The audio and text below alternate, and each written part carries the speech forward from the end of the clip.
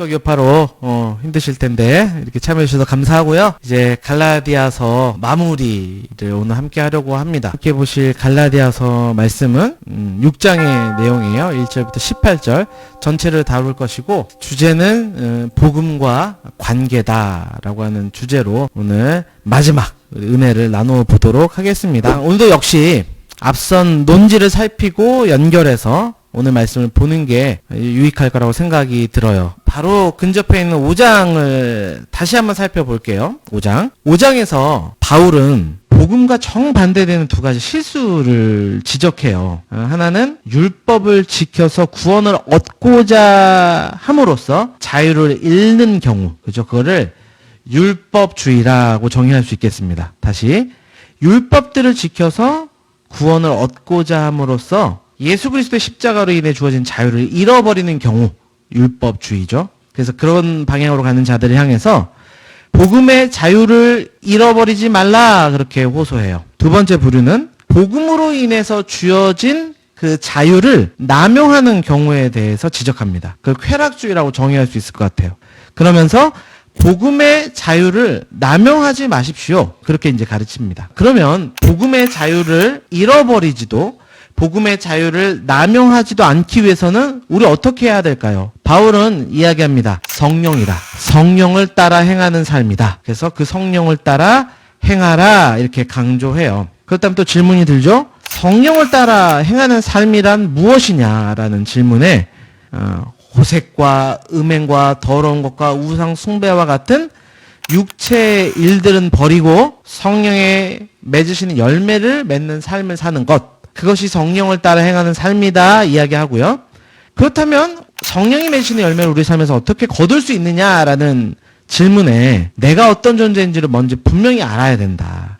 내가 그리스도 예수의 사람이라는 것을 기억해야 하고, 또한 날마다 그 정욕과 탐심을 십자가에 못 박는 삶을 살아야 한다. 그렇게 가르치죠. 날마다 그 정욕과 탐심을 십자가에 못 박는 삶이다. 그게 어떤 삶일까? 계속 원론적인 이야기들이 진행되고 있는데 우리 안에서 좀 더 이 메시지가 구체적이었으면 좋겠다. 그죠? 실질적으로 어떻게 적용을 해야 되느냐? 내가 예수 그리스도의 사람이라는 것을 기억하며 날마다 정욕과 탐심을 십자가에 못 박는 삶, 그걸 어떻게 살아갈 수 있을까? 궁금증이 들게 마련인데 그 궁금증에 대한 해소를 해주는 것이 이제 마지막 6장의 내용이에요. 특별히 그 내용이 저번 시간에는 이제 시간 관계상 다루지 못했던 5장 26절에서부터 연결이 돼요. 바울은 여러분 날마다 정욕과 탐심을 십자가에 못 박고 성령을 따라 행하는 삶을 살기 위해서 우리가 가장 먼저 마음의 동기를 점검할 필요가 있다는 것을 강조해요. 중요한 성경의 원리죠. 마음이 바뀌어야 우리의 행동 양식이 비로소 바뀌기 때문에 이걸 먼저 다루는 거예요. 우리 마음이 어떻게 바뀌어야 되느냐? 그것은 헛된 영광을 구하지 말라라는 이 말씀에 아주 중요한 원리가 담겨 있습니다. 제가 5장 26절 말씀을 한번 읽어볼게요. 헛된 영광을 구하여 서로 노엽게 하거나 서로 투기하지 말지니라. 여기서 쓰인 헛된 영광이라는 단어가 이 케노독소이라는 단어인데 텅 빈 영광, 빈 명예라는 뜻을 가지고 있어요. 그러니까 거기에는 영광이 없어요. 비어 있어요. 자꾸 거기를 바라보는데 그러다 보면 사람들은 자연스럽게 그 뭔가 있을 것 같아서 그 영광을 찾으려고 바라보는데 없다 보니까 어떻게 되냐? 자꾸 다른 곳에 시선을 두게 되거든요.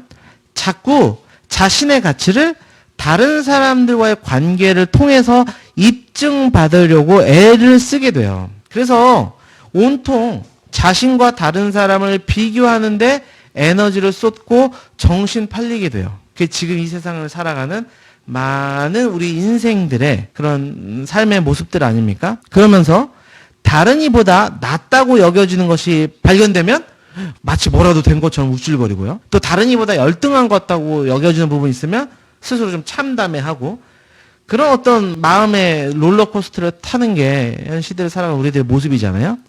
여러분, 이것이 복음 없는 우리의 타고난 마음이 이래요.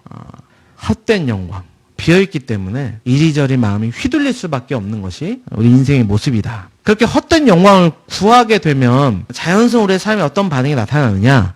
서로 노엽게 하거나 서로 투기하게 된다고 이야기해요. 여러분, 우리가 왜 자꾸 화를 내고 왜 남을 자꾸 시기하게 되고 그런 줄 아세요? 헛된 영광을 구하기 때문이다. 성경은 우리에게 아주 중요한 영적 원리를 알려줍니다. 노엽게 하는 건 뭐예요? 자기가 우월하다고 생각하는 사람이 자기보다 못하다고 생각하는 사람, 약하다고 생각하는 사람들을 깔보면서 취하는 방식이 노엽게 하다라는 거예요. 투기하는 것은요, 열등감을 느끼는 사람이 자기보다 더 낫다고 생각하는 사람을 올려보면서 취하는 관계의 방식이죠. 이런 측면에서 볼 때 다른 이들을 깔보거나 또 시기하는 것은 사실 이제 정반대로 보이지만 실상은 같은 거예요. 그렇지 않습니까? 힘이 없는 사람도요, 그나마 자기보다도 더 힘없는 사람을 찾아가지고 얕봐요. 그리고 돈이 많은 사람도, 그렇게 돈이 많은 사람도 누군가 시기할 수밖에 없는 것이 우리의 인생들이라는 겁니다. 모두가 그렇게 모양이 달라 보이지만 모두가 헛된 영광을 취하는 삶의 모습이 그렇게 남을 깔보고 시기하는 모습들로 인생의 관계들 속에서 그렇게 나타난다.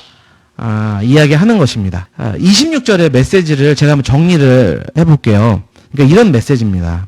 허황된 영광을 취하려는 갈증 때문에 여러분 다른 사람을 경멸하거나 깔보거나 시기하지 마세요. 이 이야기를 바울이 하고 있습니다. 여러분, 복음은 우리의 인간관계의 변화를 가지고 옵니다. 자신을 바라보는 시각, 또 다른 이를 보는 시각에 반드시 영향을 미치게 되어 있어요. 다시요. 복음은 우리의 인간관계에 반드시 변화를 가져다 주게 되어 있다. 자신을 바라보는 시각이나 다른 이들을 보는 시각에 영향을 미쳐요. 이어진 본문에서도 이런 관계를 맺는 어떤 실천적 원리들을 오늘 다룰 텐데, 복음은 우리로 다른 사람들과 비교하지 않고 전적으로 그리스도로 새로워진 자아상 우리 가운데 만들어줍니다. 오직 복음만이 자만과 또 자기 경멸에 빠지지 않게 우리를 지탱해주고요, 담대하지만 때로는 겸손하도록 우리를 만들어줘요.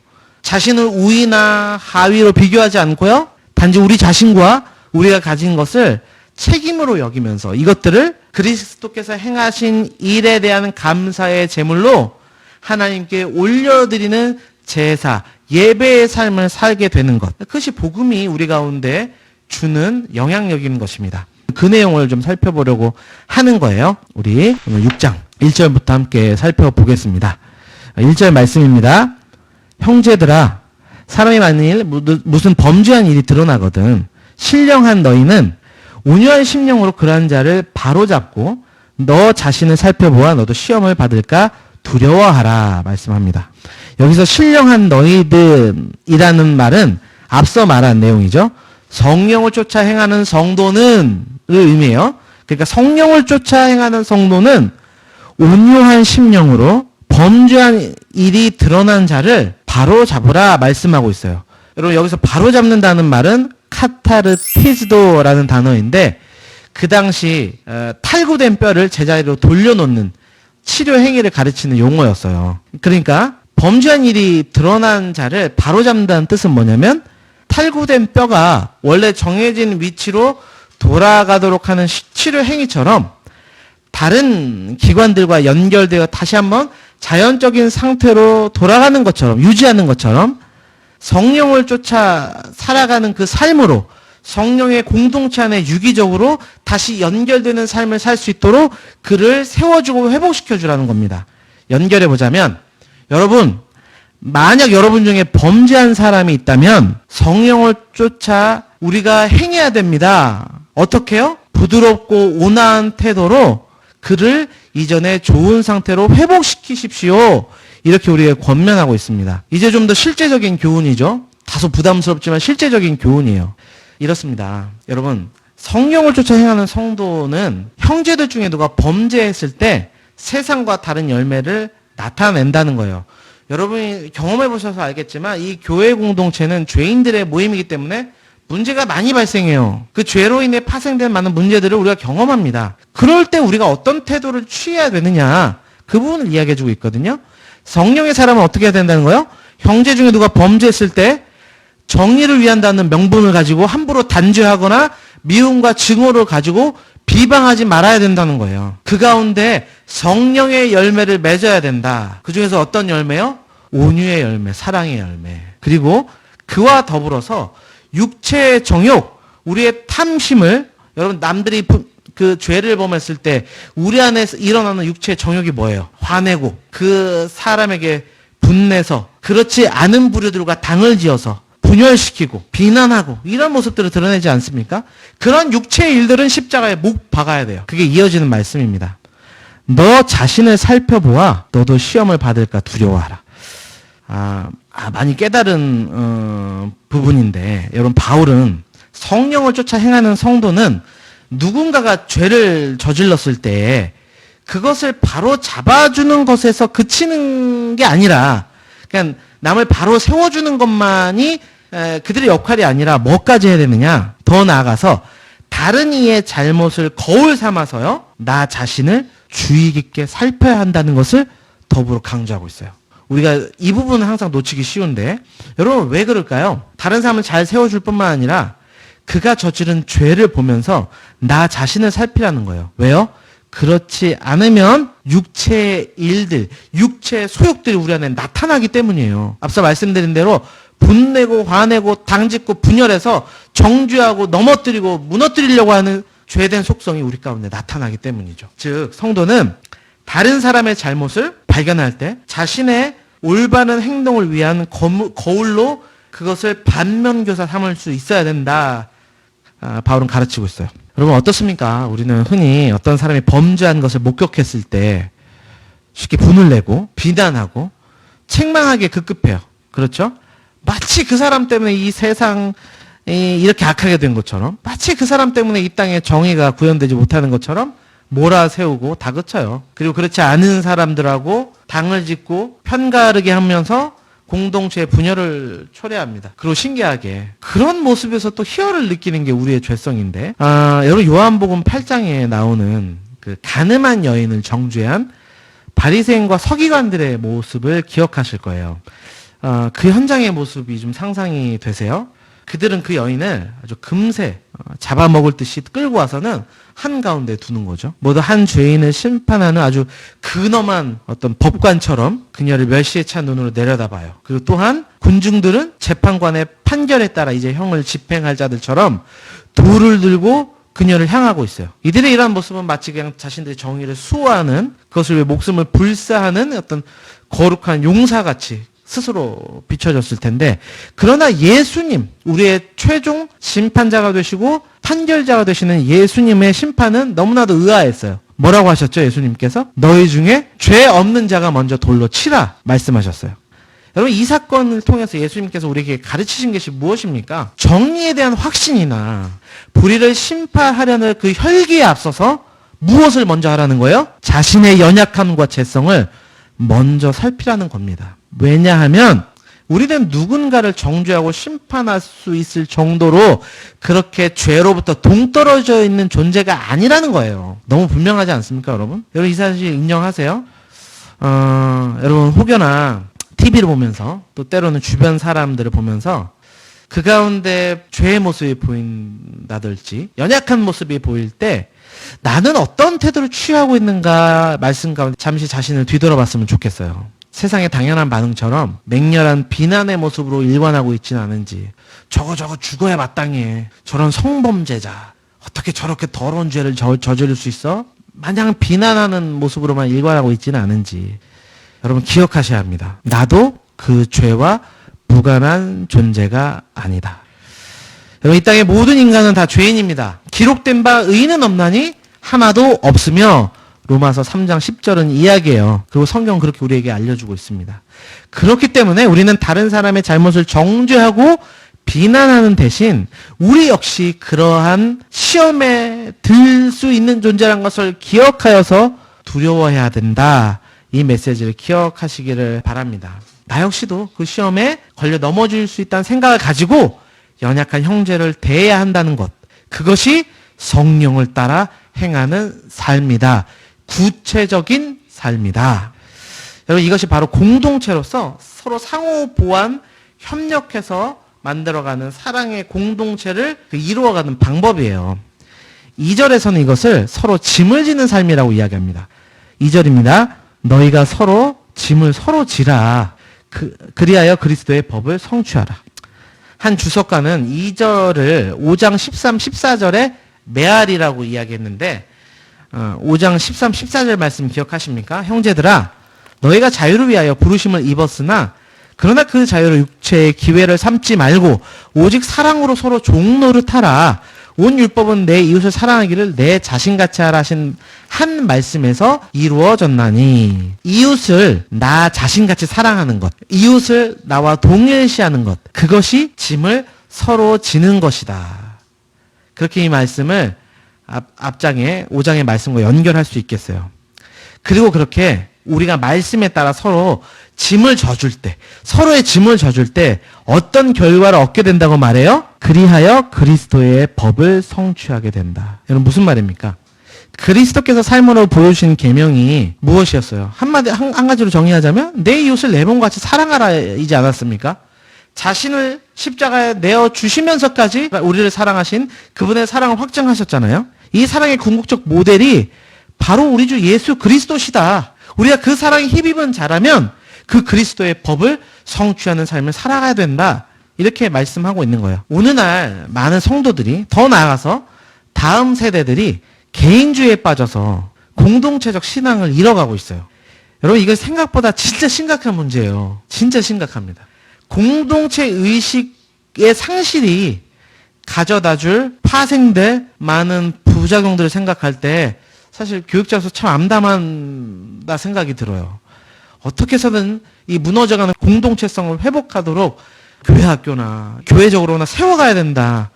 그렇게 강력히 주장하고 싶은데 더군다나 이 코로나가 그러한 흐름의 가속 페달을 좀 밟게 만들었죠. 개인적인 것이 당연하다는 것, 그것이 오히려 더 조장되는 분위기가 지금 조성되고 있지 않습니까? 철저히 거리를 두어야 되니까.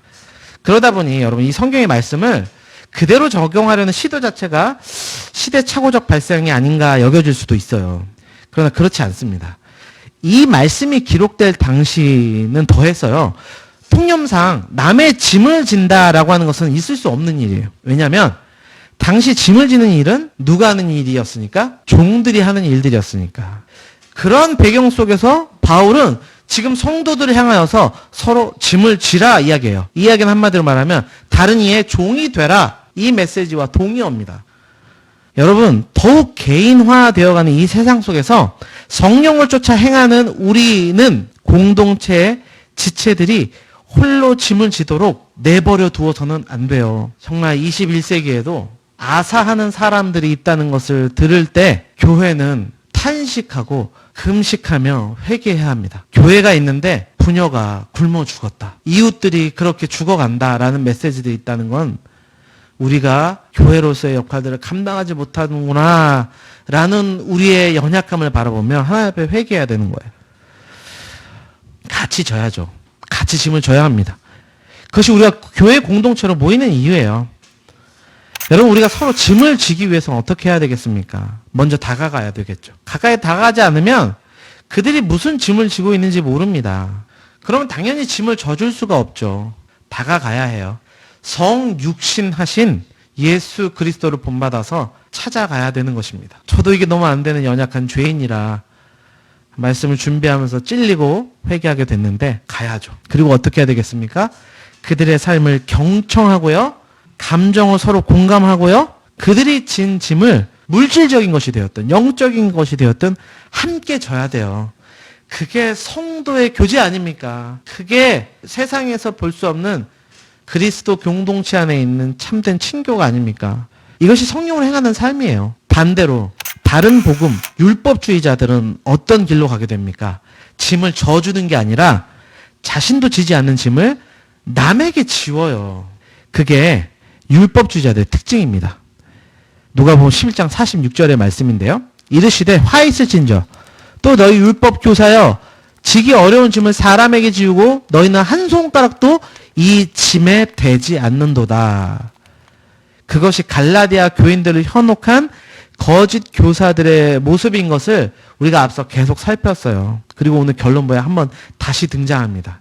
자기들은 지지도 않는데 남한테 자꾸 율법의 어려운 멍에들을 자꾸 지워요.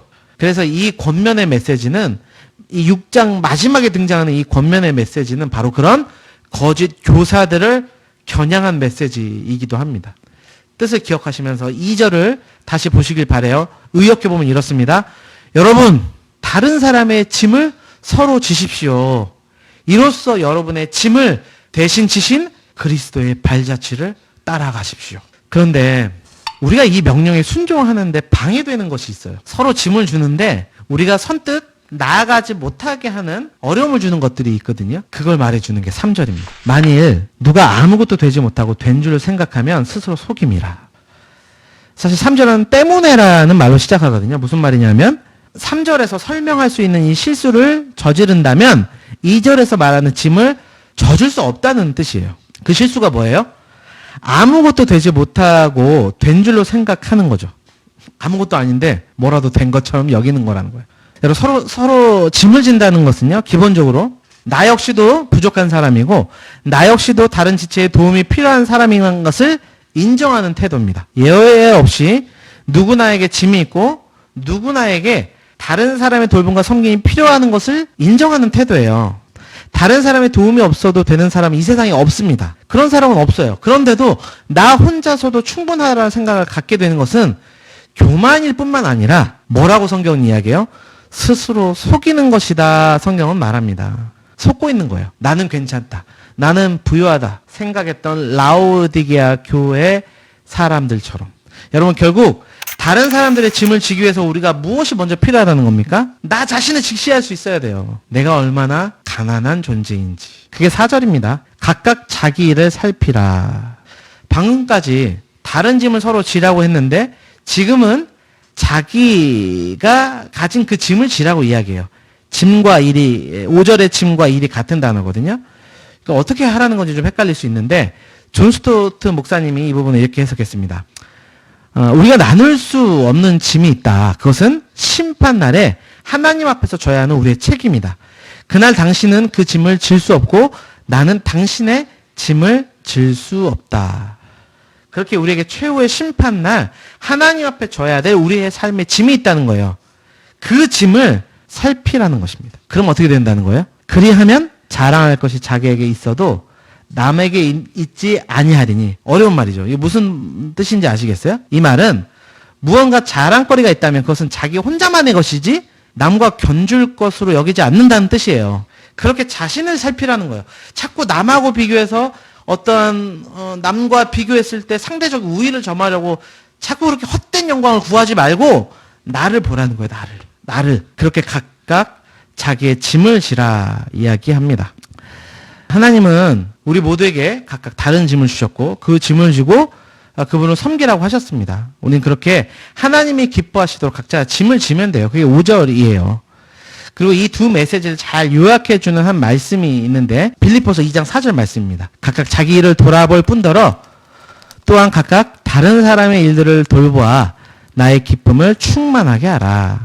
다른 사람의 일들을 돌아볼 뿐만 아니라 각각 자기 일을 돌아보라는 겁니다. 이것이 균형 잡힌 신앙의 모습이라는 것을 바울은 권면하고 있어요. 두 번째 또 가르침이 이것입니다. 6절이에요. 가르침을 받는 자는 말씀을 가르치는 자와 모든 좋은 것을 함께 하라. 여기서 좋은 것이라는 것이 아가도이스라는 단어인데 영적인 것과 물질적인 것을 포함하는 좋은 거예요. 또한 함께 하라는 코이노네오라는 것 역시도 영적인 것, 정신적인, 물질적인 교제를 다 포함하는 단어예요. 결국 성도가 말씀을 가르치는 교육자와 한 주의 삶을 정서적으로 나누라는 겁니다. 영적인 고민을 나누라는 거예요. 뿐만 아니라 성도는 한 주간의 은사를 따라 열심히 경제 생활을 했고 그 속에서 하나님께서 주신 것들의 일정 부분을 그 물질을 교육자와 나누라는 메시지를 담고 있어요. 한국교회가 매스컴을 통해서 목회자들의 영적 또 물질적 타락의 이야기를 계속해서 듣다 보니 다른 극단으로 치달아서요. 교육자들에게 아무것도 기대하지 않고 그래서 다가가지도 않고 나누려 하지도 않고 심지어 목양을 해야 될 목회자들의 물질마저도 성도들이 움켜쥐고 움직이지 못하게 하는 극단의 사례들도 보게 되는데 일부 그런 목회자들의 모습을 통해서 한국교회가 물질적인 부분에 있어서 드림에 있어서 인색해지는 모습을 보게 됩니다. 근데 그러다 보면 여러분 어떤 악순환이 일어나는지 아세요? 교육자들은 자연스럽게 먹고 살 궁리를 이제 하기 시작해야 되는 거예요. 그럼 어떻게 되겠습니까? 자연히 맡은 말씀과 기도와 신방의 사역에 더욱 소홀해질 수밖에 없어요. 그렇게 되면 성도 역시 그 부분에 있어서 따로 공급받을 궁리를 따로 스스로 찾아야 해요. 그렇게 교회 공동체 안에 굉장히 비효율적일 뿐만 아니라 악순환의 고리가 계속 연결되는 것입니다. 저는 이 부분을 묵상하면서 바울을 생각했어요. 결국 이 메시지는 갈라디아 성도들에게 나를 잘 섬기라는 메시지거든요. 목회자로서 참 부담스러운 메시지 아닙니까? 그런데도 가르쳤어요. 왜 그랬을까? 가르치는 자의 안위가 결국 가르침을 받는 자들의 영적으로 죽고 사는 문제와 직결되어 있음을 바울은 갈라디아 교회 사태를 보고 깊이 경험한 거예요. 그래서 이걸 가르쳐야 했습니다. 여러분, 교육자는 성도들에게 필요한 신령한 양식을 공급해야 될 의무가 있어요. 이 의무에 최선을 다해야 될 하나님 앞에서의 거룩한 다짐이 있어야 하고 두렵고 떨리는 마음으로 이 일을 감당해야 돼요. 마찬가지입니다. 성도 역시 목회자들의 생계를 위한 물질적 양식을 공급해야 될 의무가 있어요. 이것이 하나님께서 공동체를 이끄시는 방식입니다. 공동체 안에서 선순환이 이루어지게 하는 방식이에요. 그렇지 않으면 교회는 이 말씀이라고 하는 세포들이 교회 안에 잘 돌질 않게 돼요. 그러면은 신체 한 기관들이 괴사가 되는 일들이 나타나게 되는 거죠.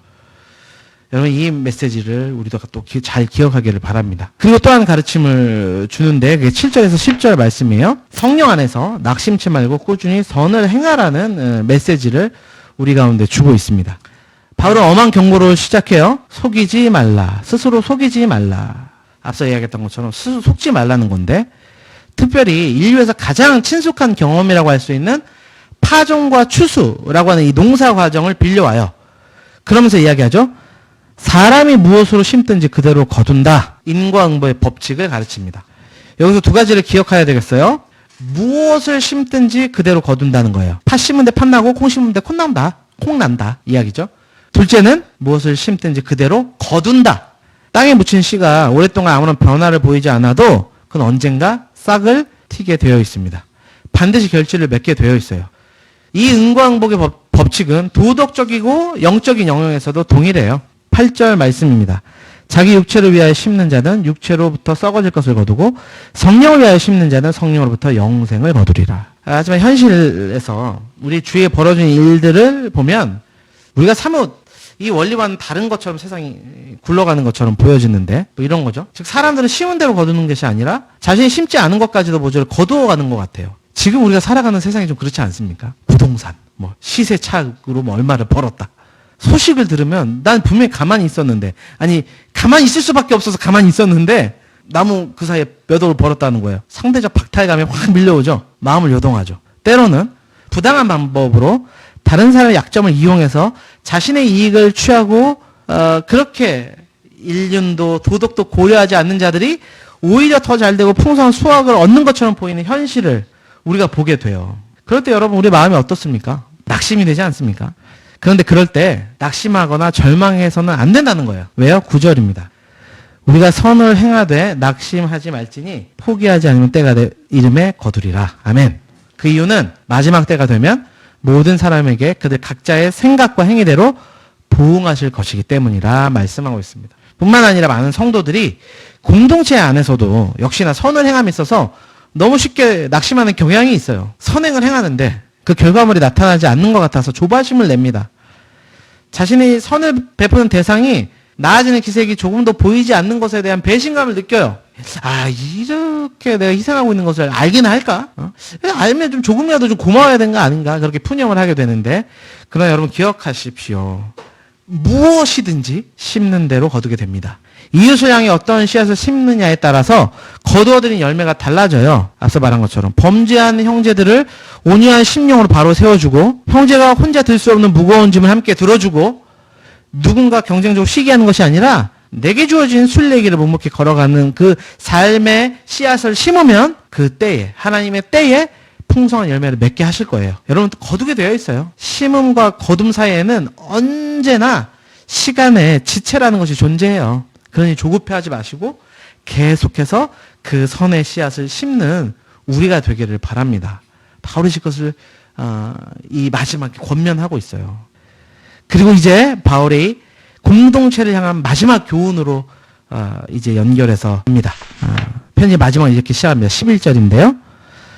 내 손으로 너에게 이렇게 큰 글자로 쓴 것을 보라. 당신은 이제 대필자들을 통해서 편지를 쓴 것이 일반적이었는데, 그러다 보니까 무엇보다 대필자를 통해서 편지를 주고받는 상황에서 가장 주의를 기울여야 될 것이 무엇이었겠어요? 이 편지가 진짜인지 위조된 것은 아닌지 그런 것에 관한 것이었겠죠?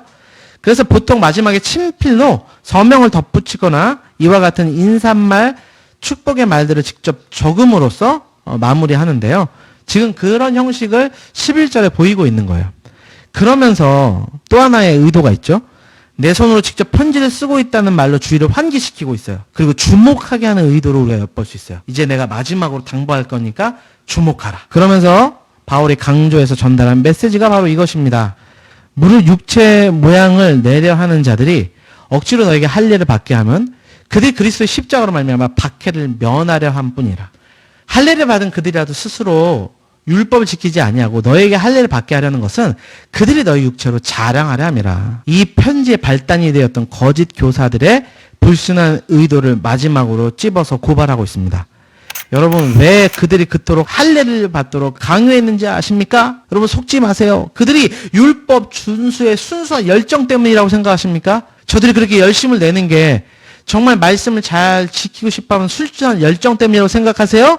아니에요. 무엇 때문이라고 이야기합니까?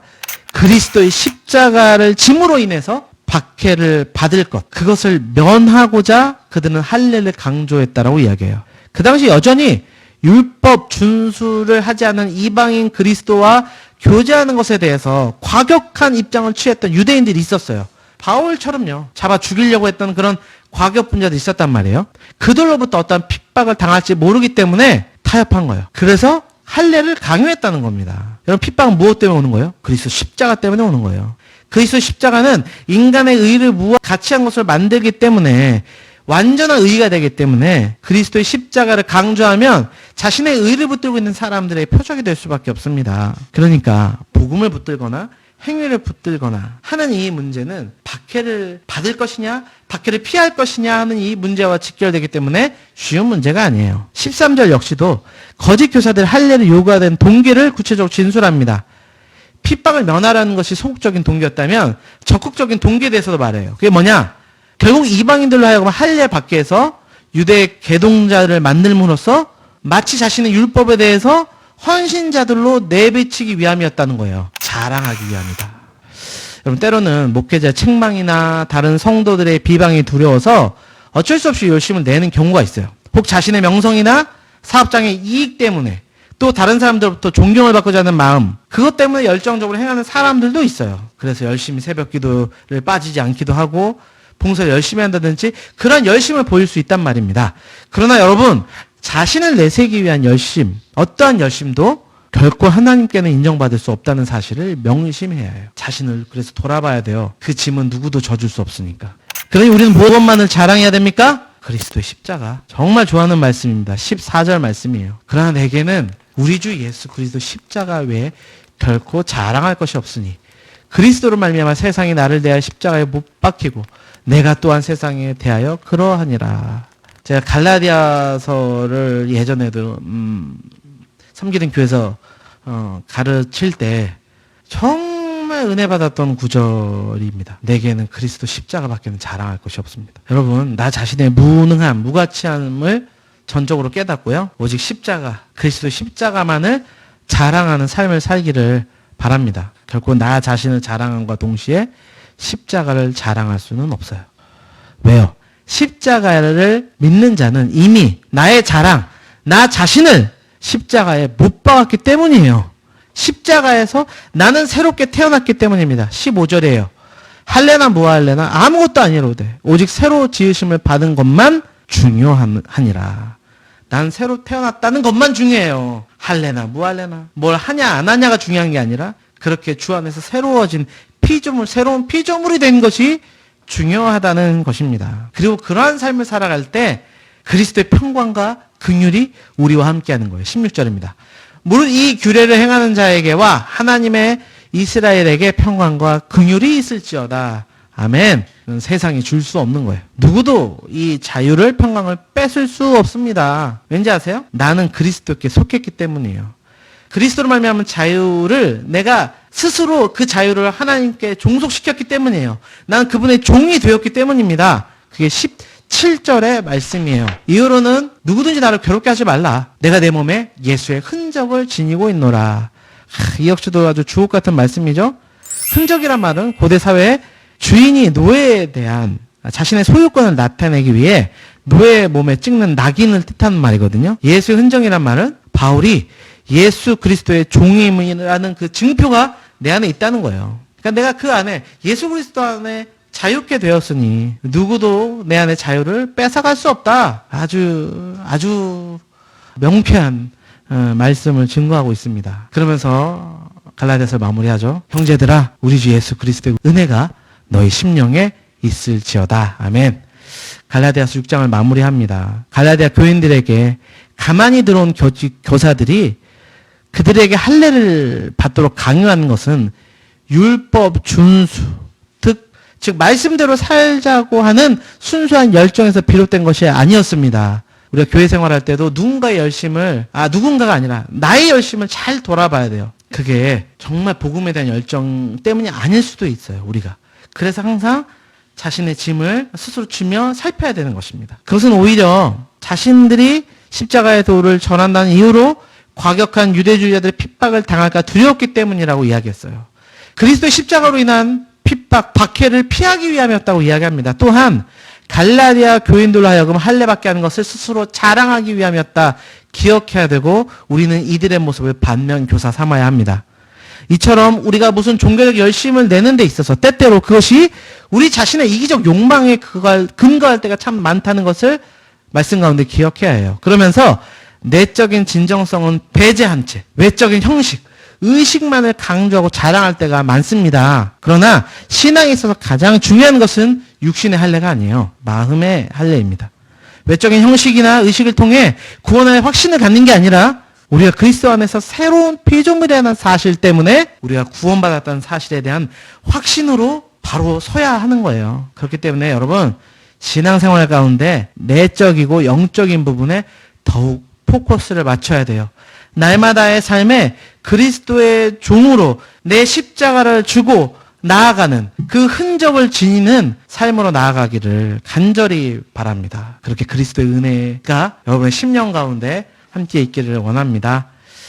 네, 길고 긴 갈라디아 성경 공부를 오늘로서 이렇게 마치겠습니다. 긴 시간이었는데 갈라디아 성경 공부를 하면서 어떤 것을 느끼셨는지 저는 알 수 없지만 여러분 가운데 말씀을 전하라 하신 성령님께서 결실을 맺게 하셨을 거라고 믿습니다. 또 부족하지만 육아로 지치시고 또 삶으로 바쁘신 여러분에게 조금이라도 도움을 드리고자 영상 작업들을 해서 또 올려봤어요.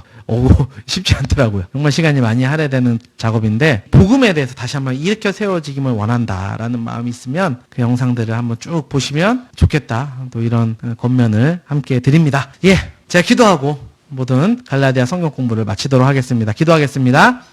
하나님 아버지 감사합니다. 귀한 시간을 주셔서 이 복음의 정수를 담고 있는 갈라디아서를 함께 나누게 하심 감사합니다. 부족한 교역자로서 말씀을 가르치는 자로서 간절히 원하옵기는 은혜광성교회 다음 세대를 책임질 우리 가정사역부의 모든 지체들의 심령 속에 복음으로 깨어나는 놀라운 역사가 있기를 간절히 원합니다. 역사하여 주옵시고 도와주옵소서. 이들의 각 삶에 복음으로 새로워지고 복음으로 주어진 참된 평안과 기쁨이 넘치는 삶으로 나아가도록 축복하여 주옵소서. 감사드리며 예수 그리스도의 이름으로 기도드립니다. 아멘.